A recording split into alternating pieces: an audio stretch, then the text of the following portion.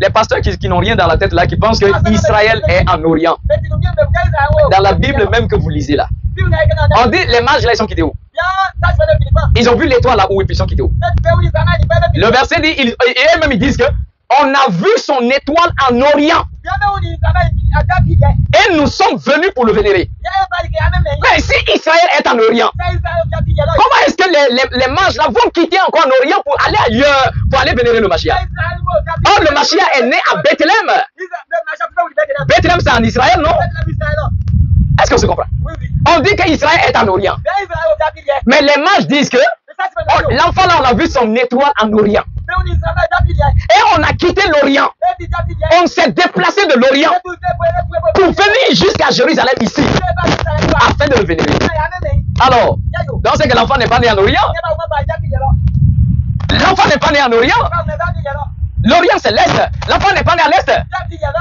Et si le Christ est né en Israël, et que des gens vont quitter à l'Est, en Orient, pour venir le voir, c'est que Jérusalem n'a jamais été en Orient. C'est qu'Israël n'a jamais été à l'Est en Orient. Le Christ n'est pas né à l'Est. On est d'accord ou pas?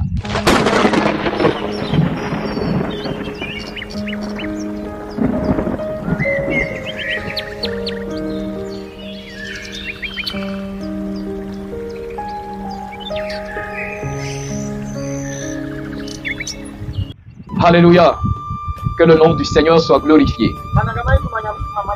Alors, j'ai dit que le thème que nous allons développer aujourd'hui est de savoir comment préserver son étoile. Oui, parce que il y a la guerre des étoiles. Donc, s'il y a la guerre des étoiles, il faut savoir comment préserver ton étoile. L'étoile que tu vois te représente également. Est-ce que vous savez que chacun naît avec une étoile? Quand on dit naître avec étoile, qu'est-ce que ça signifie? Le jour où tu es sorti du ventre de ta mère, une étoile est sortie avec toi. Avant d'arriver à ce niveau pour parler de chaque personne qui naît avec une étoile, on va d'abord repartir depuis le départ. Alors, on voit un problème qui se passe avec la grossesse de maman Hawa, maman Ève. Mais dommage que dans la Bible chrétienne, vous n'en trouverez pas.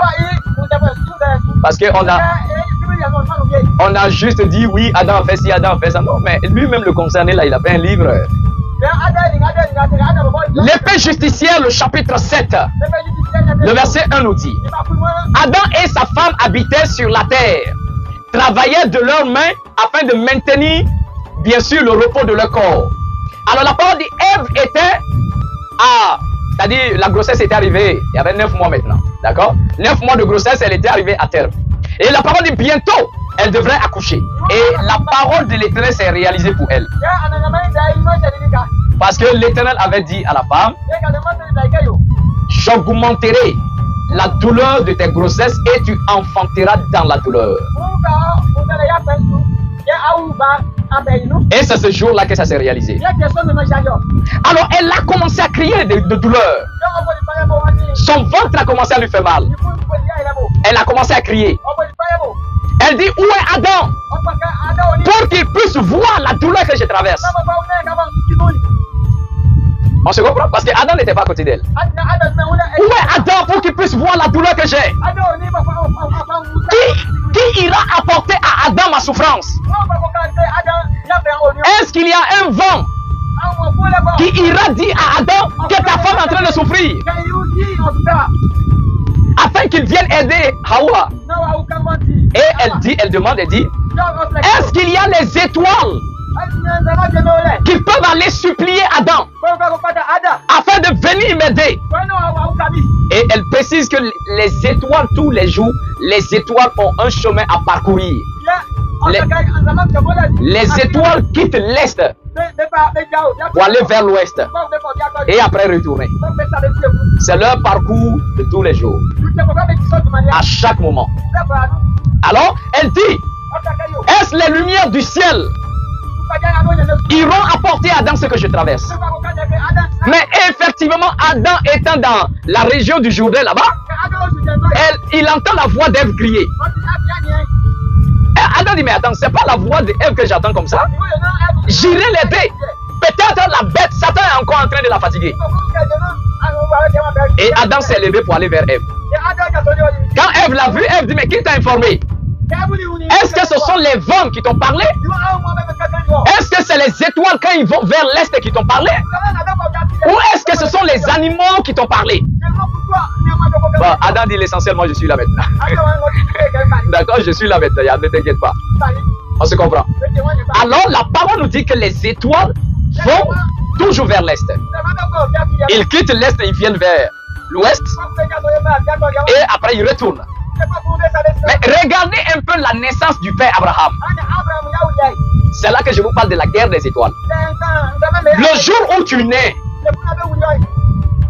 ta vie sur terre, si l'étoile qui naît avec toi n'est pas une étoile puissante, on va l'avaler. Hein. Alors, dans l'épée justicière, la parole nous raconte l'histoire de la naissance d'Abraham. Donc, Abraham, la parole dit, l'épée justicière, chapitre 22, le verset 1. Terah avait pris une femme et son nom était Edna. C'est-à-dire le papa d'Abraham, il s'appelle Terah. Donc sa mère s'appelle Edna. On se comprend. Et la femme a mis au monde un enfant qui s'appelait, qu'on va lui donner le nom d'Abraham. Alors la parole nous dit qu'Abraham est né à Babylone, à Shinéar, au temps du prophète Shelah. Bon, c'est pas comme dans la Bible falsifiée, on dit Melchisedec. Hein, on vous raconte l'histoire de Melchisedec, non? On dit Melchisedec, il n'a pas de père, il n'a pas de mère, il n'a pas commencement de vie, il n'a pas durée de vie également. Il n'a pas fin de vie. Mais après encore, on dit que Melchisedec était le prêtre de l'Éternel très haut.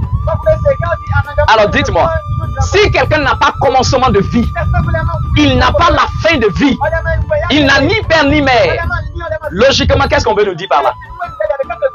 C'est qu'on est en train de nous dire que c'est lui-même l'Éternel, non? Parce que l'Éternel n'a pas de commencement, il n'a pas de fin, il n'a pas de père, il n'a pas de mère.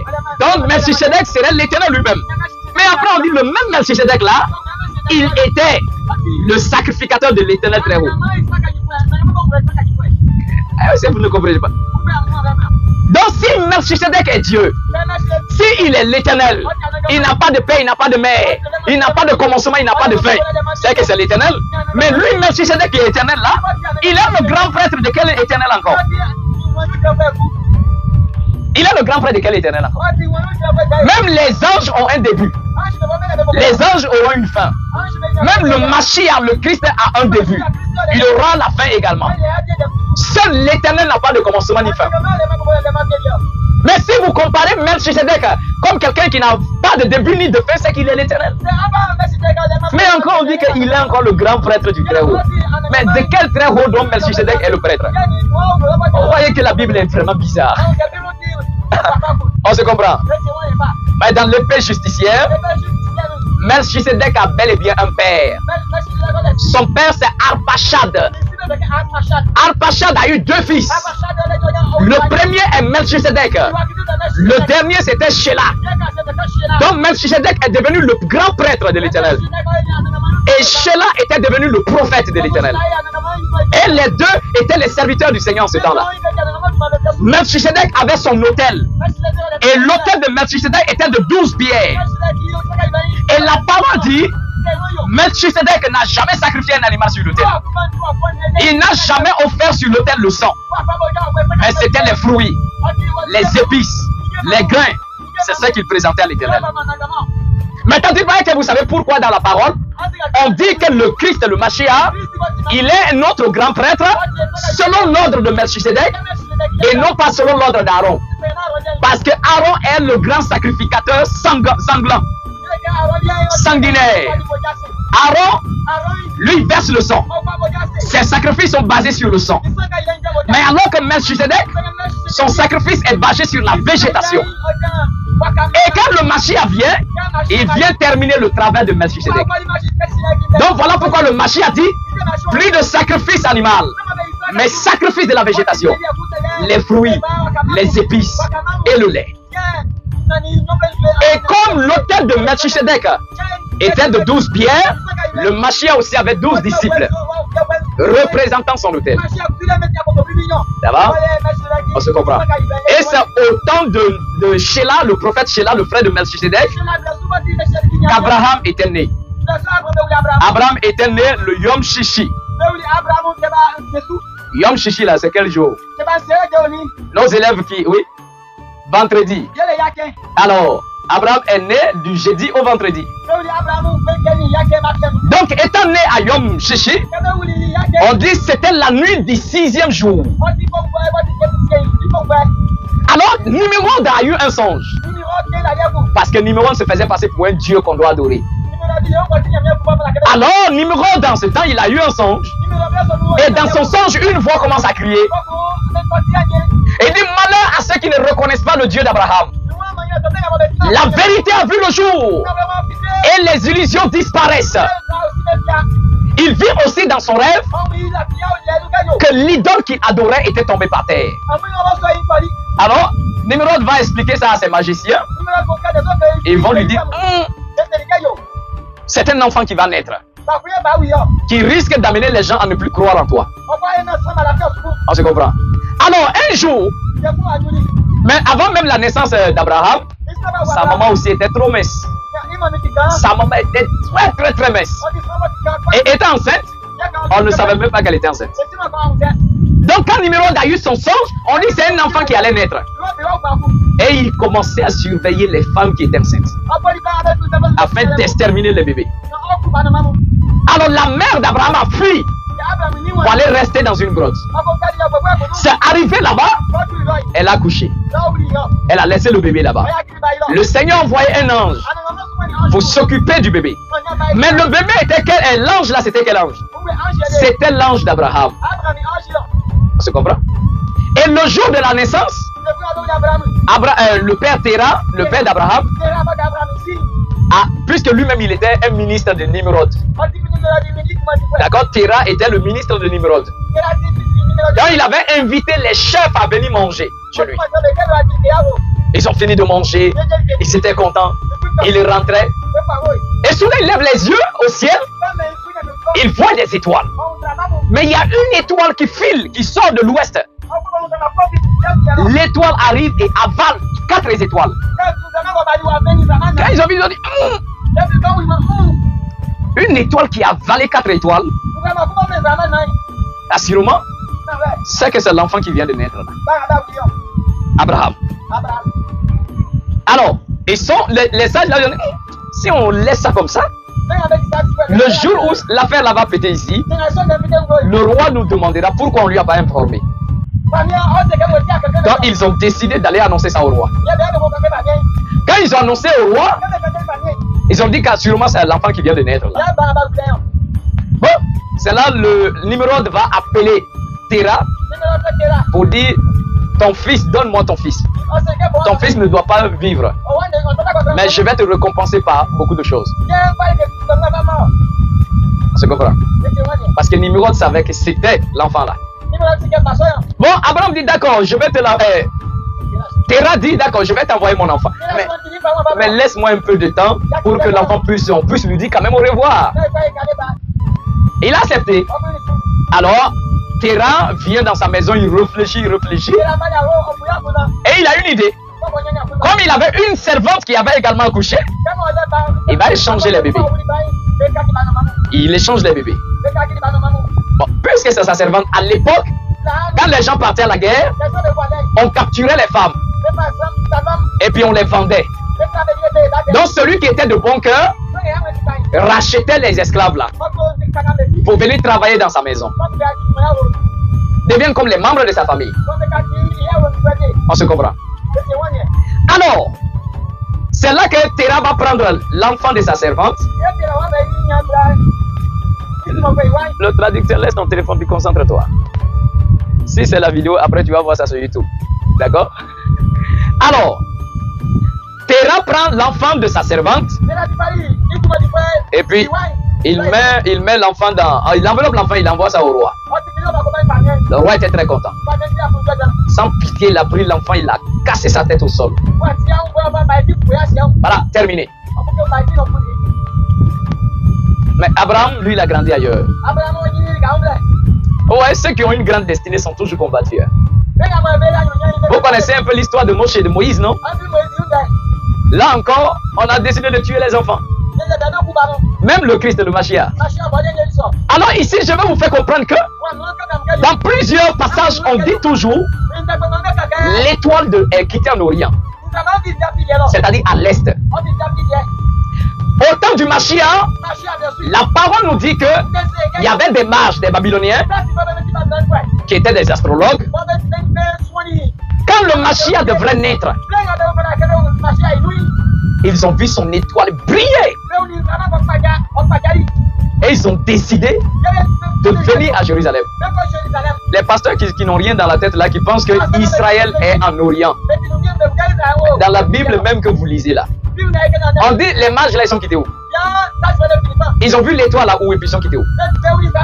Le verset dit, et eux-mêmes ils disent que on a vu son étoile en Orient. Et nous sommes venus pour le vénérer. Mais si Israël est en Orient, comment est-ce que les mages là vont quitter encore en Orient pour aller ailleurs, pour aller vénérer le Mashiach? Or, le Mashiach est né à Bethléem. Bethléem, c'est en Israël, non? Est-ce qu'on se comprend? On dit qu'Israël est en Orient. Mais les mages disent que l'enfant là, on a vu son étoile en Orient. Et on a quitté l'Orient. On s'est déplacé de l'Orient pour venir jusqu'à Jérusalem ici, afin de le vénérer. Alors, donc c'est que l'enfant n'est pas né en Orient.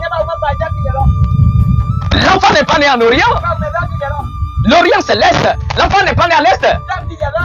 Et si le Christ est né en Israël, et que des gens vont quitter à l'Est, en Orient, pour venir le voir, c'est que Jérusalem n'a jamais été en Orient. C'est qu'Israël n'a jamais été à l'Est en Orient. Le Christ n'est pas né à l'Est. On est d'accord ou pas? Attends, on va lire le verset. Hein? On va aller dans le livre de Matthieu. Voilà, il faut les preuves, non? Vous avez falsifié les écrits, mais ils n'ont pas été vraiment sages pour pouvoir tout falsifier. C'est ça le problème. Tu veux falsifier? Mais c'est la parole du Seigneur, ça te rattrape toujours. C'est pourquoi Proverbe dit, n'ajoute rien, n'enlève rien. Sinon la parole même va prouver que tu es menteur. Alors Matthieu le chapitre 2, à partir du verset 1. On dit, le Mashiach étant né à Bethléem, en Judée, au temps du roi Hérode, voici des mages d'Orient arrivés à Jérusalem. Des mages d'Orient. Ils ont quitté l'Orient, ils sont venus à Jérusalem. Et dit, où est le roi de Juifs qui vient de naître? Quand nous avons vu son étoile en Orient, et nous sommes venus le vénérer. Dans les mages là, c'est eux-mêmes qui étaient en Orient. Eux-mêmes ils habitaient en Orient. Et ils ont fait le déplacement de l'Orient pour arriver afin de pouvoir vénérer le Mashiach. Maintenant aujourd'hui on fait croire aux gens que Israël c'est en Orient. Ça c'est être bête. Le Christ est né ici en Afrique du Sud. Afrique du Sud ici. J'ai dit on a les anciennes cartes de 1580, de 1800. On a la carte de l'Afrique du Sud où c'est noté sur les cartes Jérusalem, Bethléem, Emmaüs, Mamré, c'est ici. On se comprend? Bon, ils sont coincés eux-mêmes ou pas? Parce que je ne peux pas quitter en Orient pour aller en Orient, ça n'a aucun sens. Il y a 4 points cardinaux, n'est-ce pas? Il y a l'Orient qui est l'Est, donc l'Est, l'Ouest, le Sud et le Nord. Donc, si je quitte à l'Est, c'est que je vais à l'Ouest. Si je quitte au Sud, c'est que je vais au Nord. Mais je ne peux pas quitter à l'Est et puis partir encore à l'Est. On se comprend? Là encore, voilà un petit problème. Alors le Christ n'est jamais né à l'Est. Et Israël n'a jamais été à l'Est. Et Israël a toujours été au Sud. Et c'est ce qu'on appelle Afrique du Sud. On se comprend? D'accord, mais ici j'aimerais préciser, quand le Mashiach naît, une étoile apparaît. Quand Abraham est né, On dit son étoile est sortie de l'Orient et ça a avalé 4 autres étoiles. Le Mashiach aussi, il naît. Bon, lui, son étoile n'avale pas autre étoile. Mais il brille tellement fort. Et c'est l'étoile là qui a guidé. L'étoile a guidé les mages là jusqu'à ce qu'ils sont arrivés chez lui. Vous savez qu'à travers votre étoile, on peut vous identifier où vous êtes. On peut suivre votre étoile jusqu'à on arrive où vous êtes. On se comprend? C'est ce que je dis, les mauvais sorciers sont plus puissants que les croyants d'aujourd'hui. Parce que ceux qui se disent croyants aujourd'hui, ils n'ont aucune puissance. Ils n'ont aucune puissance, pas de force. Les mauvais sorciers ne sont plus puissants qu'eux. Vous savez pourquoi? Parce que les sorciers que vous appelez sorciers là, ils fonctionnent avec les codes de la nature. Même les anges fonctionnent avec les codes de la nature. Les démons fonctionnent avec les codes de la nature. Seul le chrétien fonctionne avec le nom de son faux Jésus. Et c'est pas comme ils font des films là, on dit un féticheur contre le pasteur, ou soit un sorcier contre le pasteur. En fait, après, allez le feu, et puis le sorcier fait comme ça, il tombe. Donc quand les gens regardent, ils disent, ouais, un pasteur n'a qu'à oser s'arrêter devant un vrai féticheur, il va comprendre. Un pasteur n'a qu'à oser défier un vrai sorcier. Il n'a qu'à oser. Il va mourir. On se comprend? J'ai dit un pasteur qui se dit qu'il a l'onction, qu'il se lève, qui s'arrête devant un vrai sorcier. Quelqu'un qui fonctionne avec les codes de la nature. Le pasteur va être paralysé un coup. Et son nom Jésus ne pourra rien y faire. Vous savez pourquoi souvent ceux-là qui lancent les maladies aux gens, je dis c'est pas des sorciers. D'accord? Ça sont des bêtises. Je ne suis pas chrétien. Le pasteur va dire que je suis diable, non? Comme je ne suis pas son Jésus, quand il me voit porter des colis, il va dire que je suis féticheur. Mais s'il a pouvoir qu'il ose, s'il a force qu'il ose, est-ce qu'on se comprend? Ça fait combien de fois je lance des défis que personne ne se lève? Aucun pasteur. En matière de la parole, ils ne peuvent pas. En matière de la parole, c'est-à-dire étudier la parole, la connaissance des saintes écritures, il est trop petit. Lui-même sa propre Bible, il ne connaît pas. Donc côté parole, il ne tient pas. Mais t'as lui qui dit il a la puissance là, et que son nom Jésus fonctionne, il n'a qu'à oser venir. Il n'a qu'à oser. Un défi. Celui qui est faible reste dedans. Celui qui est faible, il reste dedans. Si vous voulez avoir une puissance, si vous voulez grandir spirituellement, il faut connaître les codes de la nature. On se comprend? Regardez un peu même quand il arrivait que les fils de Noé, étaient fatigués par les démons. Et Noé avait prié pour que le Seigneur puisse sauver ses enfants. Et la parole nous dit, quand le Seigneur a enfermé les démons là, les anges sont venus pour enseigner à Noé toute la médecine. Toute la médecine des sciences des arbres. C'est-à-dire, ils ont montré à Noé, telle plante la guérit quoi, telle plante là, qu'est-ce que ça fait, telle plante et quand tu mets ça ensemble, voilà l'énergie que ça va produire. Telle plante et telle plante, quand tu mets ensemble, voilà telle maladie ça peut guérir. Telle plante et quand tu les mets ensemble, voilà comment ça peut élever ton âme. Dites-moi un peu les rastamans là. Comment on les appelle même? Les rastamans là. Les règlements là. Est-ce que vous savez que la plante qu'ils fument, c'est une plante qui permet à l'âme de s'élever? C'est la plante de l'âme. Cette plante là, quand tu prends, ça permet à ton âme de s'élever au-dessus du corps. Mais dommage qu'ils ont. Il y a d'autres qui ont tellement exagéré, après ils fument, ils fument.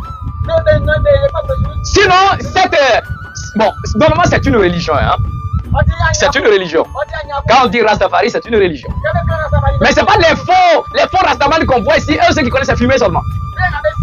Sinon, ce sont les Israélites qui ont créé ce mouvement-là à la base. Et ce mouvement était basé sur le livre de Nombres, le chapitre 6. Les nazirs qui ne boivent pas d'alcool, qui ne mangent pas la chair animale, ils ne se rasent pas les cheveux. On se comprend? Ça, c'est eux qui ont fait ça. Mais au départ, cette plante, ils mettaient dans leur nourriture. Quand ils font des salades, tout ça, c'est dans ça qu'on mettait, qu'on mangeait. Mais quand une génération corrompue est arrivée, ils ont commencé à surpasser les doses. Désormais, ils ont commencé à fumer. Mais la fumée va à l'intérieur de toi, le poumon, tout ça. Tu es en train de te tuer à petit feu. Donc, ce mouvement de Rastaman, au départ, c'était un mouvement qui permet non seulement de prendre soin de l'âme et de protéger le corps contre toute forme de maladie.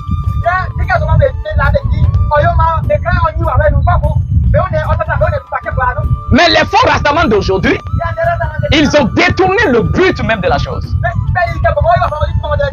À tel point que eux-mêmes, au lieu que ce mouvement les amène à se soigner, à s'élever spirituellement, mais par contre, ils se détruisent par la cigarette.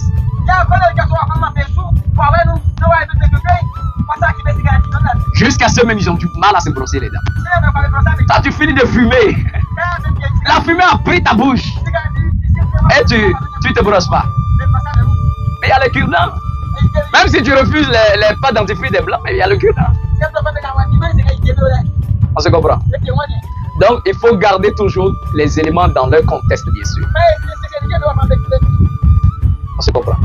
Donc, la nature, le pouvoir est dans la nature. Dieu lui-même est dans la nature. Quand on dit que Dieu est au ciel, oui, il est au ciel. Mais sa parole de vie, il a déposé dans toute la création. Un chrétien même est malade. Tu veux l'amener chez un guérisseur traditionnel, il dit c'est satanique. Guérisseur traditionnel, c'est le diable, il a invoqué sur toi. Non, il va prendre des plantes pour te soigner. Mais c'est normal qu'il remercie les esprits qui lui ont donné la connaissance. Parce qu'il y a des anges qui lui ont révélé telle plante, telle plante, telle plante. Voilà ce que ça va faire. Quand tu additionnes ça à ça, voilà ce que ça va faire. Mais tu veux que quand l'esprit, l'ange lui a donné la connaissance des plantes, donc lui, à chaque fois qu'il va faire, faut pas, il va remercier les esprits, quoi. Donc faut pas, il va aller faire des offrandes. Vous voyez comment l'Africain est perdu. Et c'est après qu'on veut grandir, on veut être prospère, on peut être riche. Ça ne fonctionne pas comme ça. La richesse est attirée. On se comprend? Tout ce qu'on a autour de nous est attiré par une substance énergétique. On se comprend? Ça va? Mais quand les blancs font leur sorcellerie, là on applaudit. Hein. C'est quand nous on fait notre sorcellerie, on trouve que c'est diabolique. Quelqu'un qui prend des morceaux de fer, beaucoup comme ça, il met tout ensemble. Il met des côtes jusqu'à ce que ce gros morceau de fer là puisse voler dans l'air. Avion. Mais pourtant, sans les côtes, l'avion là ne peut même pas décoller. Et l'avion là est en train de partir comme ça. Ça, c'est pas sorcellerie. Hein. Ça, on dit pas ça, c'est sorcellerie. Ah, on va dire non, il est trop intelligent. On se comprend? Quelqu'un, il ouvre une voiture, il s'assoit, il met le voum, il fait fou, il est parti. Là, on dit que non, ça c'est bon. Mais quand ton grand-père prend, vend que les femmes prennent pour vanner le riz, là, quand il s'arrête dessus, il s'en va, toi tu dis, il est diabolique. Chacun connaît sa science. Chacun a sa connaissance. Si toi, tu as fabriqué des machines là, on met une flip et puis ça s'en va. Mais laisse-moi faire pour moi. Si moi aussi j'ai pris van là, et puis je me suis arrêté dessus.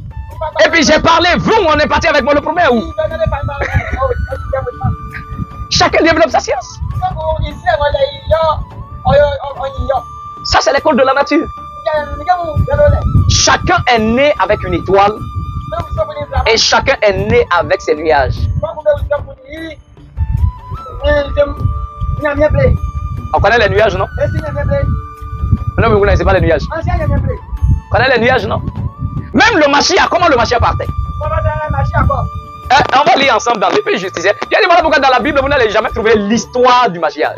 Ils ont enlevé. Quand on me voit, on dit lui là, il est diable. C'est que si tu avais vu le Christ là, toi-même, tu vas dire c'est Satan lui-même en personne.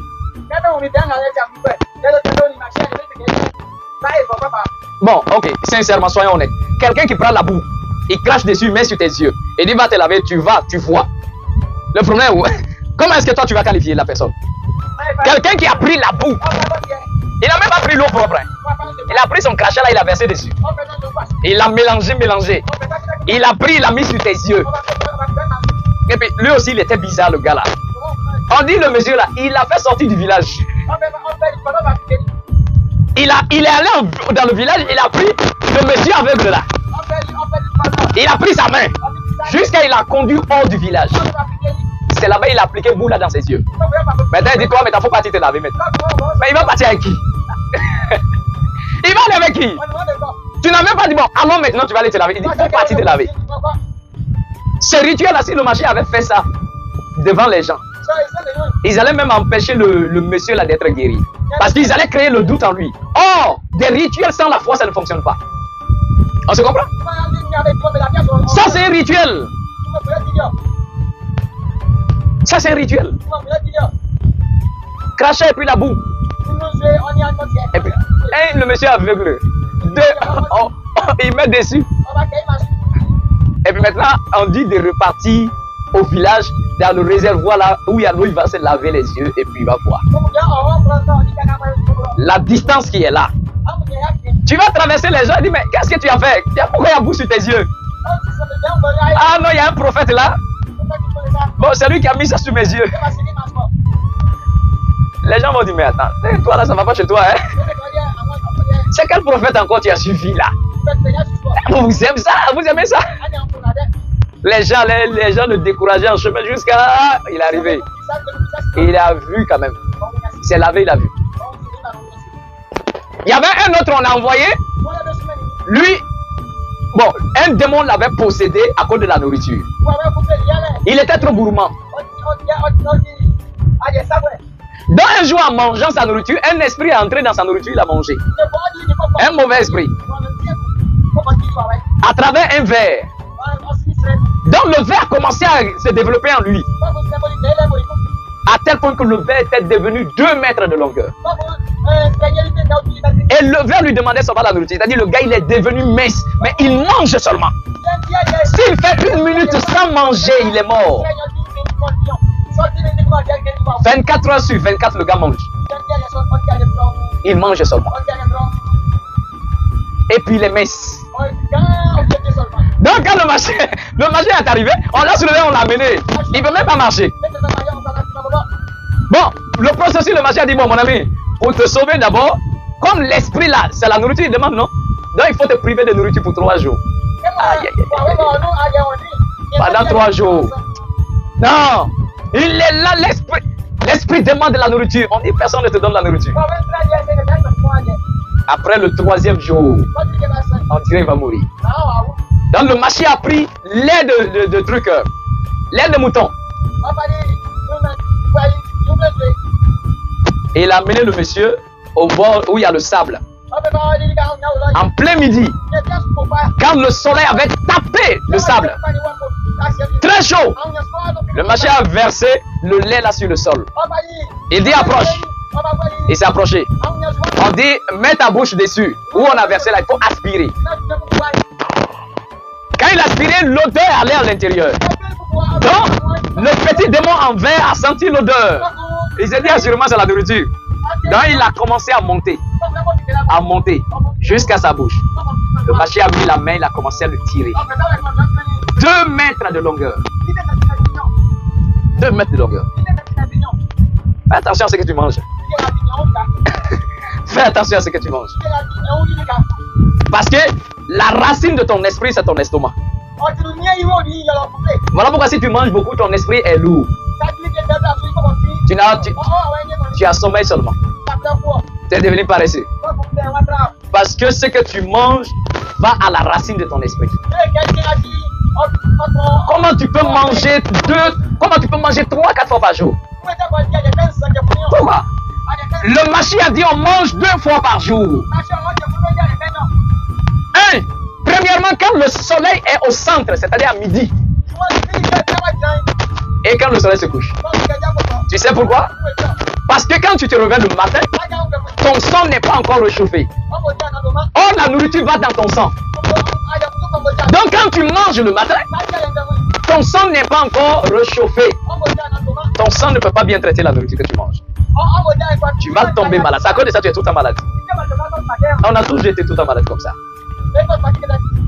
Le Mashiach a dit, quand le soleil est au centre, ton sang est chaud et la nourriture qui entre est traitée par le sang. Et nous, quand on se réveille, des fois à 6 heures, on veut manger. Il y a d'autres qui vont se réveiller à 2 heures, 3 heures du matin pour manger. Ah, tiens, mon ami. 3 heures du matin pour manger, pourquoi? Tu es en train de te tuer? On se comprend. Faut manger à midi quand le soleil est au centre. Et quand le soleil est en train de se coucher. Mais aussi, bon, ce n'est pas parce que je suis dedans que je vous le dis forcément, mais le Mashiach enseigne que la température qui cuit ta nourriture ne doit pas être plus chaud que ton sang. Ça t'empoisonne. On se comprend? Ça empoisonne. Donc il faut faire attention. Allô? Donc il faut faire attention. Il ne faut pas manger une nourriture trop chaude.